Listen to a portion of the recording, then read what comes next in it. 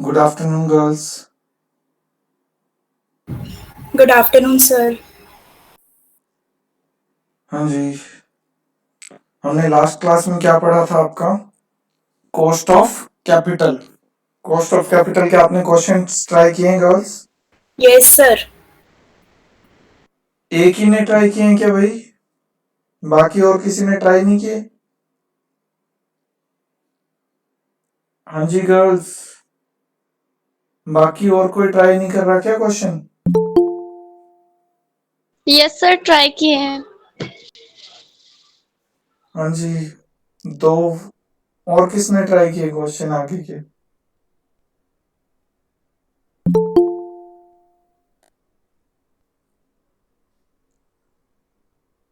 दो ही बच्चों ने ट्राई किए हैं भाई।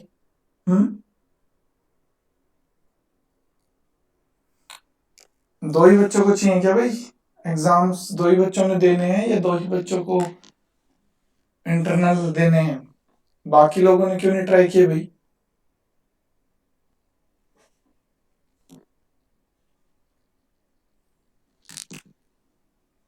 हाँ जी, बाकी लोगों ने ट्राई क्यों नहीं किए भाई?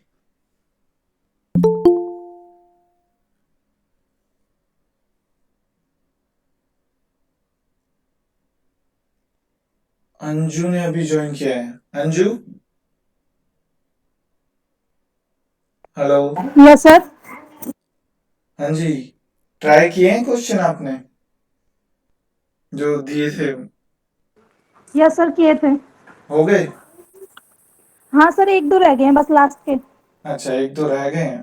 अच्छा, ओके। तो नेक्स्ट हमारा टॉपिक है हमारा कॉस्ट ऑफ कैपिटल के बाद हमारा टॉपिक है कैपिटल स्ट्रक्चर। आई थिंक अभी तक आपको थोड़ा बहुत आइडिया लग गया होगा कैपिटल स्ट्रक्चर क्या चीज है गर्ल्स? Yes sir. क्या है कैपिटल स्ट्रक्चर, अगर आपको थोड़ा बहुत आइडिया हो गया हो तो? सर, जो फर्म मतलब डिफरेंट सोर्सेज से अपने कैपिटल को कलेक्ट करती है, तो वो डिफरेंट सोर्सेज मतलब वही कैपिटल स्ट्रक्चर होता है कंपनी का। अच्छा, डिफरेंट सोर्सेज से इकट्ठा करती है वो कैपिटल स्ट्रक्चर होती है। वो सोर्सेज कैपिटल स्ट्रक्चर होते हैं या क्या? सर मतलब जितना जितना अमाउंट वो मतलब कौन मतलब इक्विटी से उसने कितना वो कलेक्ट किया है, प्रेफरेंस से कितना किया, उनका सर प्रपोर्शन। उनका प्रोपोर्शन आपका कैपिटल स्ट्रक्चर होता है। ओके। Yes sir. हाँ जी, और कोई बताना चाहेगा? हाँ जी गर्ल्स, और कोई बताना चाहेगा क्या होता है कैपिटल स्ट्रक्चर?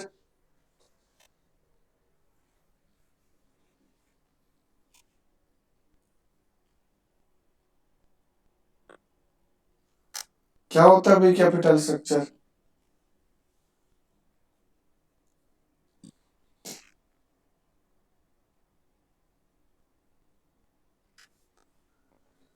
हाँ जी, फिर मैं नाम लेके बुलाऊं?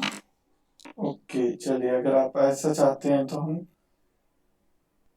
हाँ जी, यहाँ पे हमारे साथ में, हाँ जी, ये है अमन ठाकुर। अमन ठाकुर कौन है भाई? Yes sir. क्या नाम है आपका? सर सारिका। सारिका। सारिका लेक्चर लेते हो? Yes sir. Okay. Cost of capital वाले लेक्चर्स लिए थे आपने? Yes sir.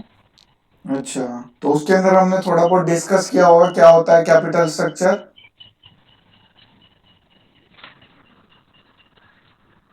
मतलब कि जिन भी सोर्स से हम पूंजी इकट्ठा करते हैं उसको कहते हैं कैपिटल स्ट्रक्चर। जिनकी तरफ से हम कैपिटल इकट्ठा करते हैं उनको हाँ, जिन कैपिटल। साधनों से हम। ओके, जिन साधनों से हम पैसे इकट्ठा करते हैं उनको हम कैपिटल स्ट्रक्चर कहते हैं। ओके, और कौन बताएगा यहाँ पे हमारे साथ में? हाँ जी,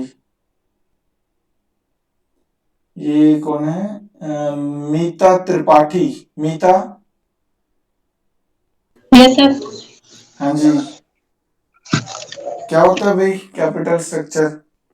सर कैपिटल स्ट्रक्चर हमारा वो होता है जो हमें बिजनेस से पहले मतलब जो पूंजी की मतलब जो भी हमारा स्ट्रक्चर होता है ना कि हमें किस तरीके से पूंजी की मतलब व्यवस्था करनी है, हम अगर उधार ले रहे तो उधार को चुकाने के लिए भी हमारा मतलब जो फंड्स वगैरह हमारे पास होने चाहिए, तो मतलब ये सब प्रोसेस जो हमारा कैपिटल स्ट्रक्चर में होता है।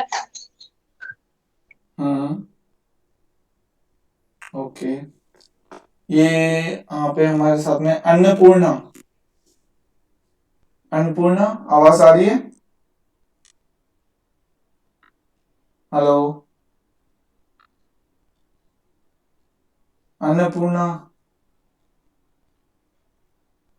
आवाज आ रही है? लगता है आवाज नहीं आ रही। ओके, कुछ लोग तो इसी डर से छोड़ छोड़ के भाग रहे हैं, नहीं? ओके, चलिए, कैपिटल स्ट्रक्चर की जगह अगर हम बात करें, क्योंकि हमारी जो कंपनी है, जो अभी तक हम पढ़ते आए हैं, कॉस्ट ऑफ कैपिटल, ठीक है, हमारी जो कंपनी है उसके अंदर हमें पैसों की जरूरत पड़ती रहती है, और उस पैसों की जरूरत को हम अलग अलग स्रोतों से, अलग अलग सोर्सेज से हम इकट्ठा करते हैं, ठीक है।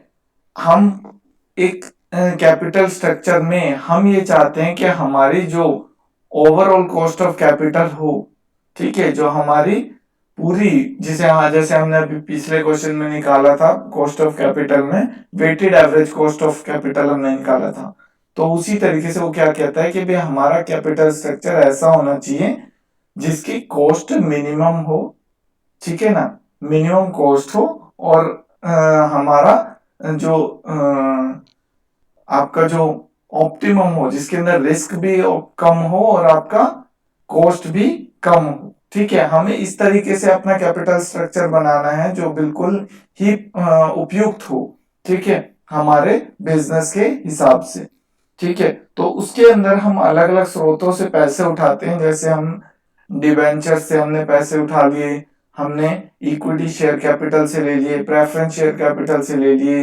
बैंक से लोन ले लिया, रिटेन्ड अर्निंग से ले लिया, या आपका और किसी स्रोत से ले लिया, ठीक है। तो ये जो अलग अलग स्रोतों से जो हम पैसे इकट्ठा करते हैं, उन पैसों को हम जब उन पैसों को इकट्ठा करते हैं तो किस मात्रा में उनकी जो प्रोपोर्शन है, जो वो प्रोपोर्शन है कि मात्रा कितनी है हमारी, जैसे हमने क्वेश्चंस किए थे weighted average cost of capital में, कि हमारा अगर टोटल हमारे इन तीन स्रोतों से हमने पैसा उठाया, मान लीजिए डिबेंचर, इक्विटी और प्रेफरेंस से, और उनका टोटल हमारा कितना है, 10 लाख रुपए उठाए हमने, ठीक है। तो वो जो 10 लाख हैं, वो जो 10 लाख है उनका कितना प्रोपोर्शन इक्विटी है, कितना प्रोपोर्शन डेट है, और कितना प्रोपोर्शन प्रेफरेंस शेयर्स है, वो जो प्रोपोर्शंस हैं वो हमारे बेसिकली कैपिटल स्ट्रक्चर बनाते हैं, कि हमारा समय के साथ में हमें अपने कैपिटल स्ट्रक्चर में भी परिवर्तन लाना पड़ता है समय समय पर। कई बार हमने डिस्कस किया था कॉस्ट ऑफ कैपिटल वाले टॉपिक में, कि हमारे जो अलग अलग जो कॉस्ट होती हैं, हर एक सोर्स की स्पेसिफिक कॉस्ट होती हैं, वो आपकी चेंज होती रहती है समय समय के पास, तो उसी हिसाब से हमें भी अपनी जो उनका जो पोर्शन है, मान लीजिए डिबेंचर पहले हम 9% इंटरेस्ट पे हम डिबेंचर थे, अब हमें उन डिबेंचर्स पे हमें 10 या 11% हमें उनको इंटरेस्ट देना है। तो उस बेसिस पे हम अपने सोर्स की अमाउंट, के हम पहले लीजिए 10 लाख रुपए डिबेंचर से उठाते थे, अब 10 लाख की बजाय अब हम वहां से केवल 7 लाख ही उठाएंगे। क्यों? क्योंकि हमारे डिबेंचर्स पे अब इंटरेस्ट रेट बढ़ गया है। सिमिलरली बैंक रेट भी बढ़ गया है या घट गया है, तो हम उसी हिसाब से अपने बैंक से पैसा या तो ज्यादा लेंगे, या अगर बढ़ गया है बैंक रेट तो हम वहां से पैसा कम लेंगे। तो ये सारी सोर्सेज उनको देख के क्या हमारी कितनी हमारी कॉस्ट ऑफ कैपिटल लग रही है, और कितना हमारा रिटर्न आ सकता है, और कितना हमारा ये रिस्की है, या कितना हमारा कंट्रोल को अफेक्ट कर सकता है, तो उस हिसाब से हम उसको ऑप्टिमली उसको देख के उसके बाद उन सोर्सेज को चूज करते हैं, ठीक है। वो हमारा क्या होता है, कैपिटल स्ट्रक्चर होता है, ठीक है। उसके बाद अगर हम बात करें आपका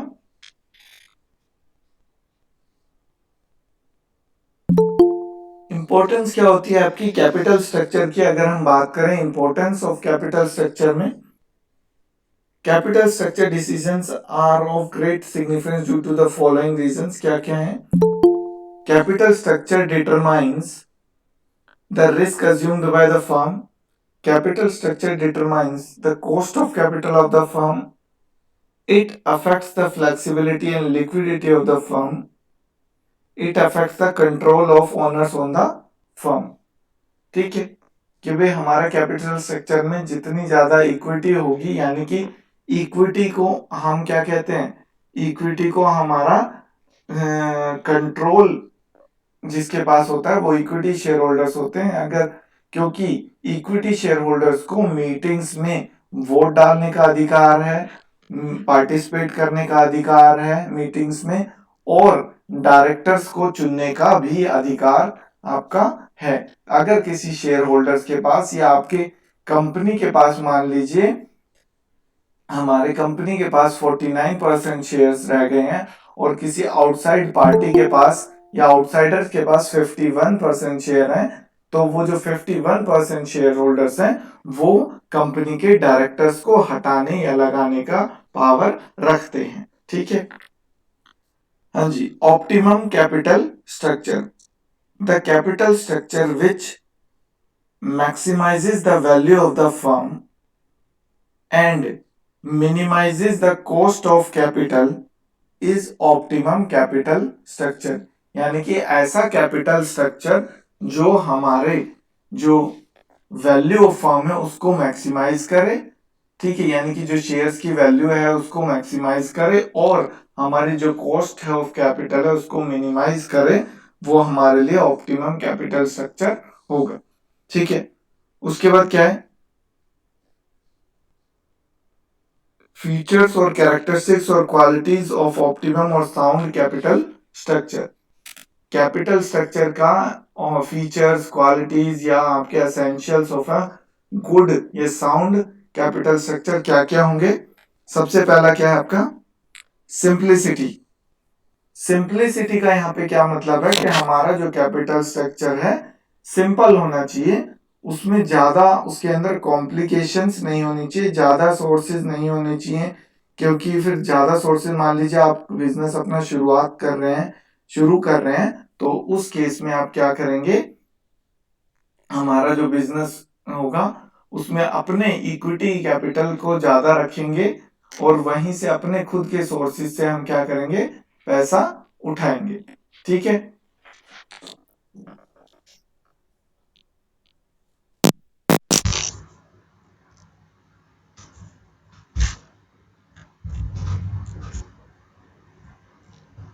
ओके, हाँ जी। उसके बाद अगर हम बात करें, हमारा क्या आता है, हाँ जी, सिंप्लिसिटी में कि भाई हमारा equity share capital and minimum type of long term securities should be issued initially only, equity and preference share should be issued and debt instrument should be issued at a later stage.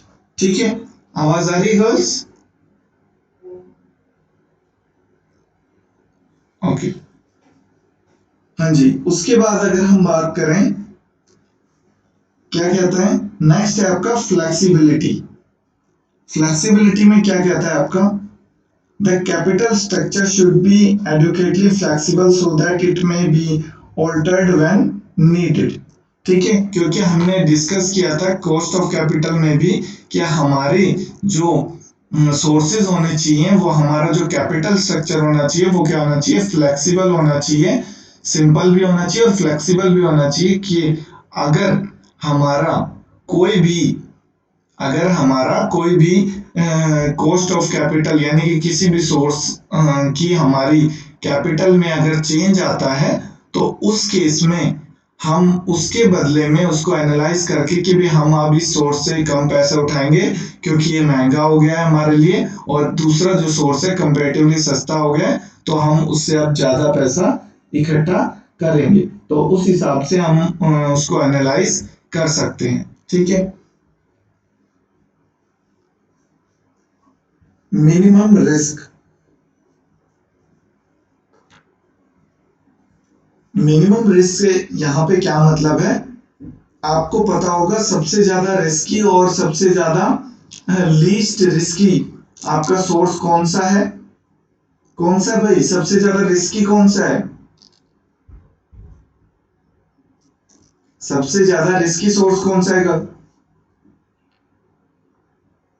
No.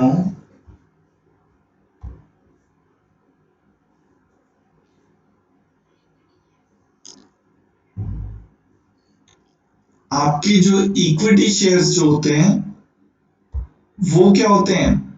सबसे ज्यादा risky होते हैं। More risky कौन से होते हैं आपके? तो डिवेंचर्स नहीं होते।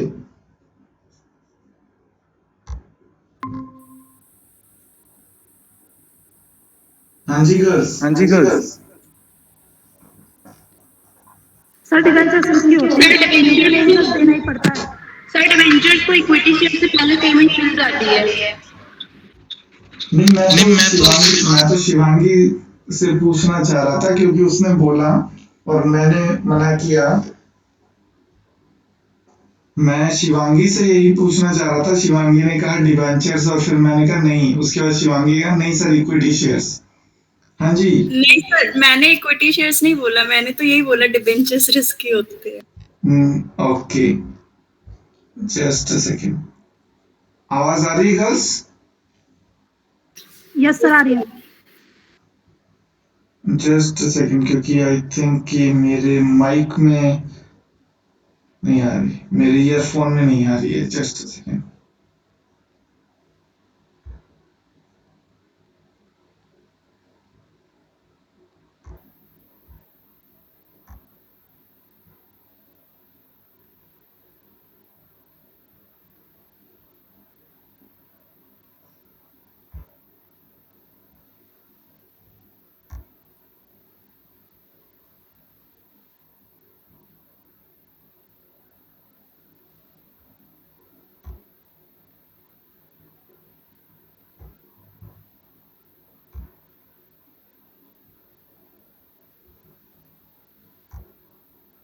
हेलो गर्ल्स, आवाज आ रही है?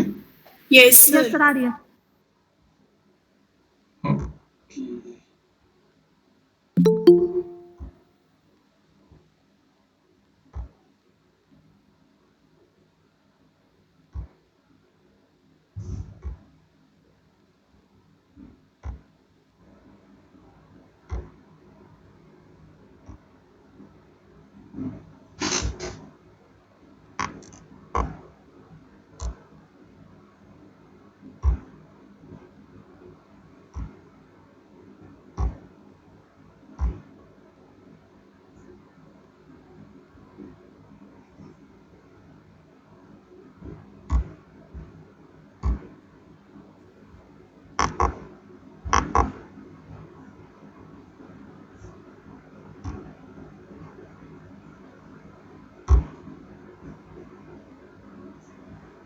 हेलो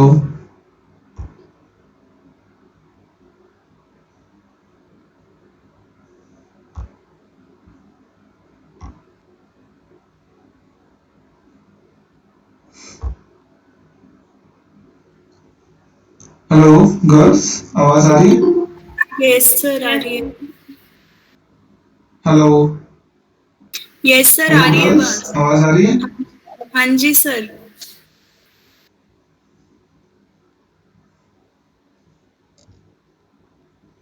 हेलो यस सर आ रही है आवाज। यस सर आवाज आ रही है आपकी।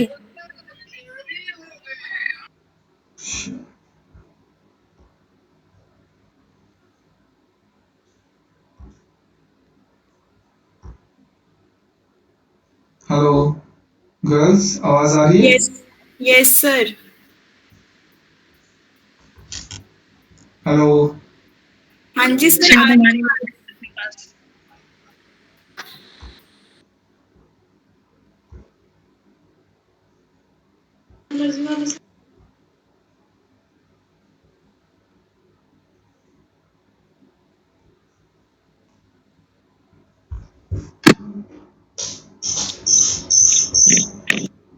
हेलो हेलो गर्ल्स, गर्ल्स, आवाज आ रही है? आवाज आ रही है? हाँ जी सर, आ रही है। ये ये लैपटॉप में कुछ लैपटॉप में कुछ दिक ओके, ओके, चलिए देखते हैं, चलिए आगे देखते हैं, बढ़ते आगे हैं। बढ़ते हैं। ओके, ओके, हाँ जी, हाँ जी। नेक्स्ट हमारा नेक्स्ट आता हमारा है आता है मिनिमम मिनिमम मिनिमम रिस्क का मिनिमम यहाँ रिस्क पे क्या का यहाँ पे मतलब है? क्या मिनिमम मतलब है? रिस्क का मिनिमम मतलब रिस्क है का आपका, मतलब है आपका, अगर हम बात अगर करते हम हैं बात करते मिनिमम हैं रिस्क मिनिमम की, रिस्क की, तो मिनिमम तो रिस्क मिनिमम आपका क्या रिस्क कहता आपका है? क्या कहता है?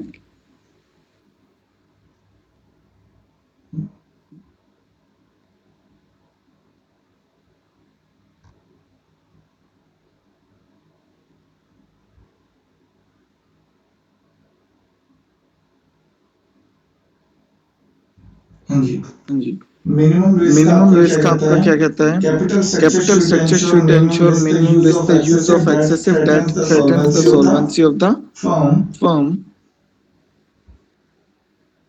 threatens the threatens the solvency of the solvency of the firm firm, because because it it involves involves a a fixed fixed commitment commitment to to pay pay interest interest irrespective irrespective of of the the profits. profits. Debt should be That should be used to used to the the extent it extent does it not does add not add significant significant risk. risk. Beyond Beyond this, this, the the use use of of debt debt should should be be avoided. avoided. ठीक है, ठीक है, यानी कि यानी कि आपका आपका डेट डेट जो जो होता होता है है वो वो आपका आपका minimum minimum cost cost of of capital capital जो जो होती है होती वो है वो डेट की डेट क्या की क्या होती है? होती है? सबसे सबसे कम कम होती है। होती है। ठीक है, ठीक है, लेकिन लेकिन आपका आपका वो वो रिस्की रिस्की होता होता है। है। रिस्की रिस्की क्यों क्यों होता है? होता है? क्योंकि क्योंकि उसके उसके ऊपर ऊपर हमें हमें क्या क्या चुकाना चुकाना पड़ता पड़ता है? है? इंटरेस्ट इंटरेस्ट भी भी चुकाना चुकाना पड़ता पड़ता है है और और हमें हमें प्रिंसिपल प्रिंसिपल अमाउंट अमाउंट भी भी चुकाना चुकाना पड़ता है, पड़ता है, चाहे चाहे हमें हमें प्रॉफिट प्रॉफिट हो हो या या ना ना हो। हो। ठीक है, ठीक है, उस उस केस में केस में हमें हमें दोनों दोनों चीजें चीजें हमें हमें चुकानी चुकानी पड़ती पड़ती हैं, हैं, चाहे चाहे हमें हमें प्रॉफिट प्रॉफिट हो हो या या फिर फिर ना ना हो। हो। ठीक है, ठीक है, तो तो यहाँ यहाँ पे पे लेकिन लेकिन अगर अगर हम हम बात बात करें, करें जो जो equity equity share share holders holders हैं, हैं, equity equity share share holders holders का का क्या क्या है? है? हमारा हमारा equity equity share share holders holders में में हमें हमें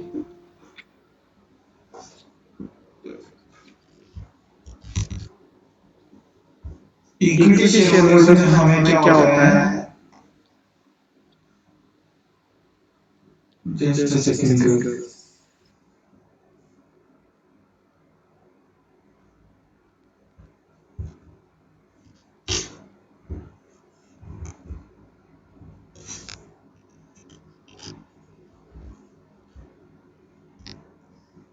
आवाज आ रही है गर्ल्स? आवाज आ रही है गर्ल्स?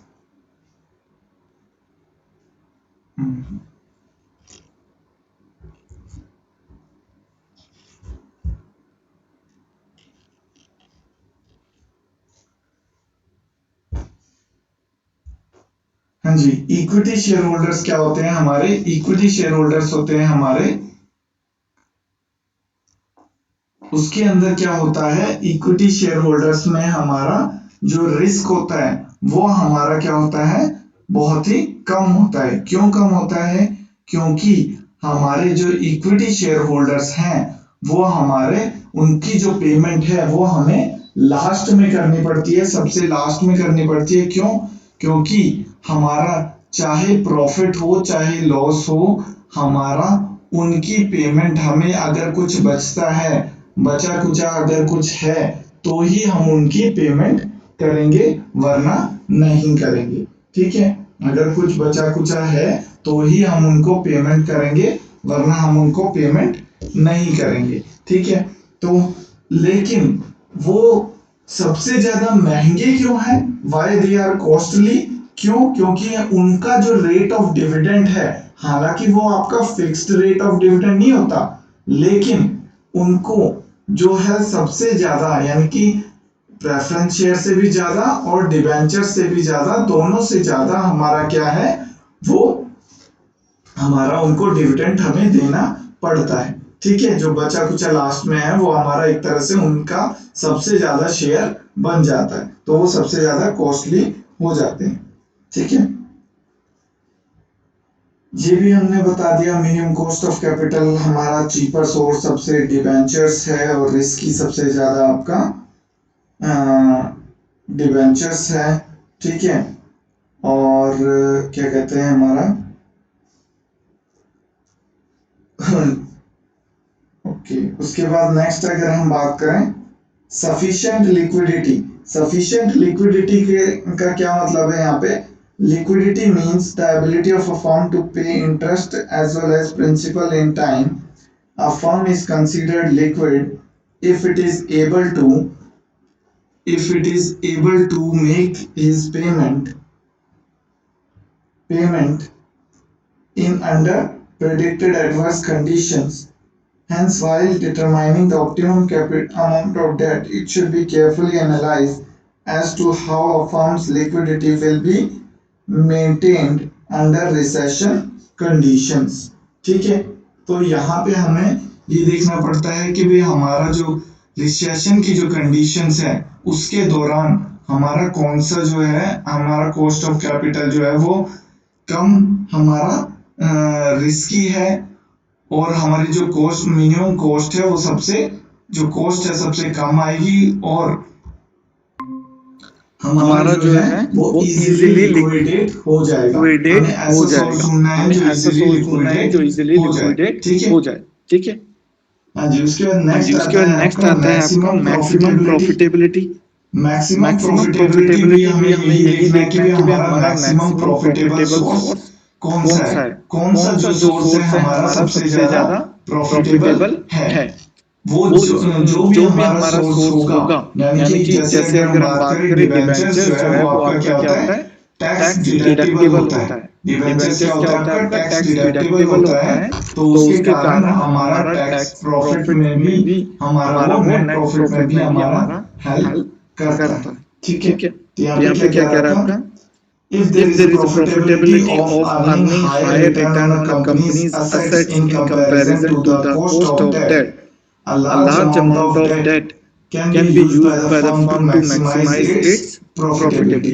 ठीक है, क्योंकि अगर हमारी कैपेबिलिटी है कंपनी की कि हम जो इंटरेस्ट चुका सकते हैं प्रिंसिपल अमाउंट के साथ हम इंटरेस्ट भी चुका सकते हैं, और हम उस डेट का यूज करके हम कोई प्रोजेक्ट में प्रॉफिटेबल है तो हम उस प्रोजेक्ट में ज्यादा से ज्यादा डेट यूज करके उस सीमा तक, जिस सीमा तक हम उसका इंटरेस्ट चुका सकते हैं उस सीमा तक हम उसको डेट यूज करें ज्यादा से ज्यादा, और वहां हम अपनी प्रॉफिटेबिलिटी को बढ़ा सकते हैं। ठीक है, उसके बाद नेक्स्ट क्या आता है? Retaining control. रिटेनिंग कंट्रोल का भी मैंने आपको बताया कि कोई भी जो आपकी फर्म है, जो आपकी वो इक्विटी शेयर्स जो होते हैं वो आपके क्या करते हैं? कंट्रोल करते हैं। कि भी किसी भी फर्म के पास हमारा कंट्रोलिंग राइट, शेयर होल्डर के पास कंट्रोलिंग राइट कब हो सकता है?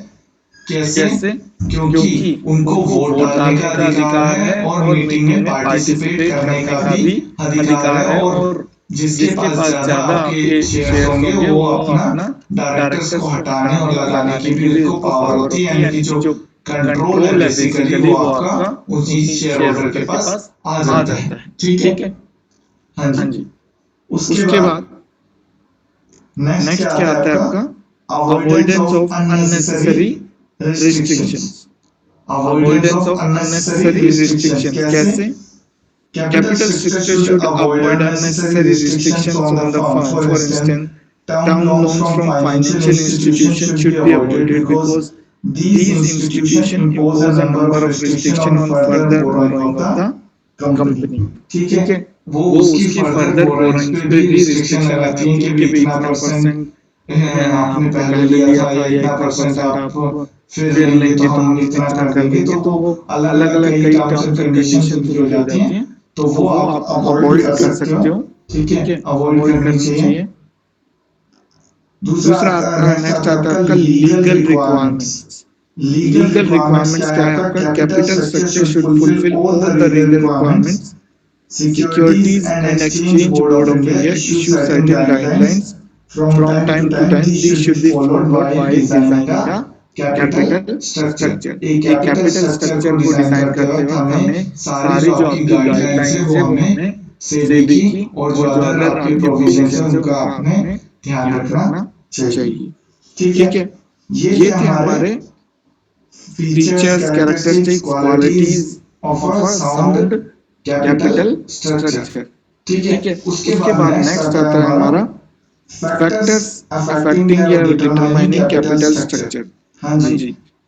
अब बताइए क्या क्या होंगे आपके फैक्टर्स, क्या क्या होंगे जो डिटरमाइन करेंगे आपके कैपिटल स्ट्रक्चर को। जो आपके कॉस्ट ऑफ कैपिटल में थे वो सारे तो होंगे, उनके अलावा हाँ जी बताइए गर्ल्स।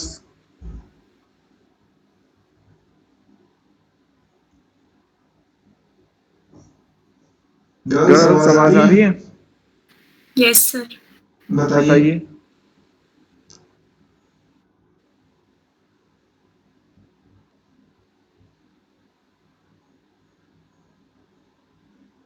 हाँ हाँ जी, जी, मेरी आवाज आ रही है आप लोगों को गर्ल्स? यस सर, आ रही है। सिर्फ सिर्फ शिवांगी को शिवांगी को पढ़ा रहा पढ़ा हूँ रहा हूँ क्या क्या मैं? मैं? यस सर, आ रही है आवाज। यस सर, आ रही है आवाज। ओके। ओके। हाँ हाँ जी, जी, तो तो यहाँ पे यहाँ पे कौन कौन बैठा बैठे है? हैं? कोमल कोमल मिश्रा। मिश्रा। कोमल, कोमल आवाज आ आवाज रही आ है? रही है? कोमल, कोमल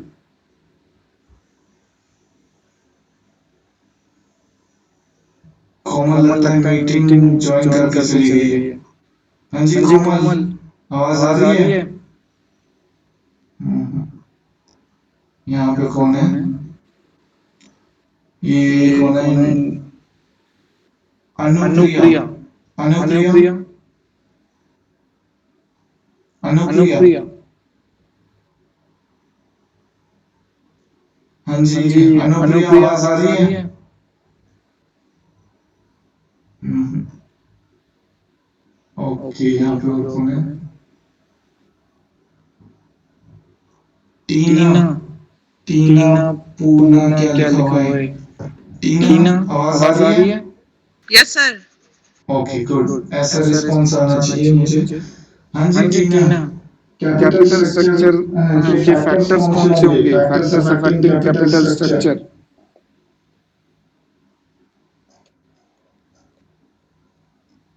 cost of cost of capital में कैपिटल में पढ़ा पढ़ा था था टीना? टीना? Yes sir. बताओ बताओ फिर, फिर। Factors sir factors affect. Actually ना हमारे फादर के बड़े पापा हैं, उनकी डेथ हो गई थी, तो हमने क्लास नहीं दी थी।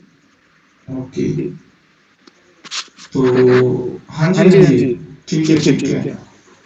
हेलो। हाँ हाँ सुन सुन लिया लिया टीना, टीना, सुन सुन लिया। लिया। ओ,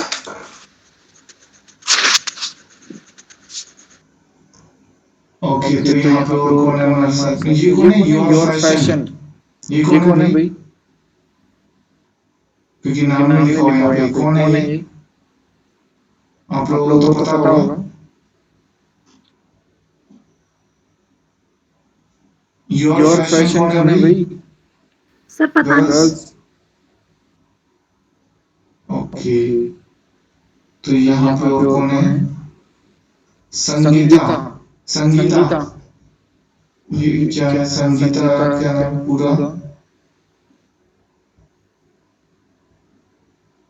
हाँ हाँ जी जी संगीता। संगीता।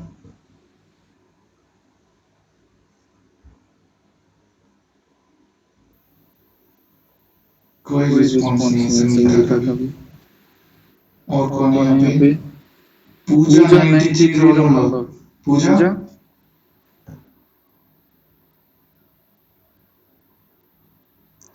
पूजा। पूजा।